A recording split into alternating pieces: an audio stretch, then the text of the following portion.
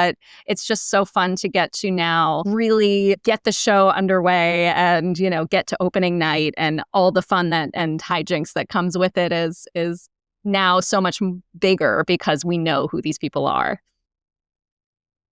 And there's a moment in the book where the cast starts treating the crew like servants, and then Yes. the pranks begin. So as a reader, I felt that sting. Why was it important for you to explore the power imbalance that can happen in middle school and in theater? Yes, and I would hope, I don't know if you had this experience when you were working on the wardrobe. I really hope you didn't, because I think, as we get older, hopefully there's a little bit more maturity involved in understanding that, every job is crucially important that goes on behind the scenes.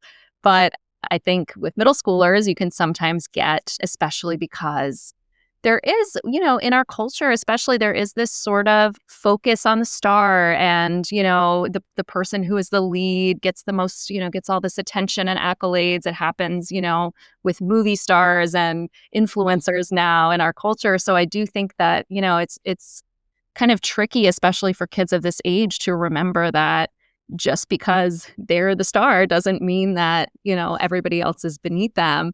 And I think the crew comes in with a very strong sense of self and understanding of, in this book, understanding of what they do is extremely important to the way the show runs. There would be no show without them. And the cast, some members of the cast need to learn that lesson. And it plays out in a very involved prank war, which stretches out across all three books. But they do, I'm hoping they're going to get there, because of course the third book isn't written yet. Maybe they won't learn it, but I think they're going to learn that working together, there's everything is better when you can work together. And that's really the theme of, all three books across the long arc of these books, is that without teamwork, it's not going to work.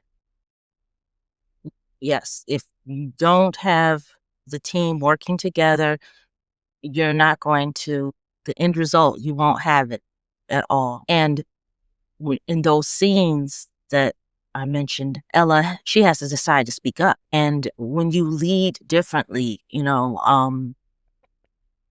that's what she has to decide to do because she's in charge. So what do you hope kids who read the book take away about standing up for themselves, even when they're not the loudest voice in a room? Because it can be difficult.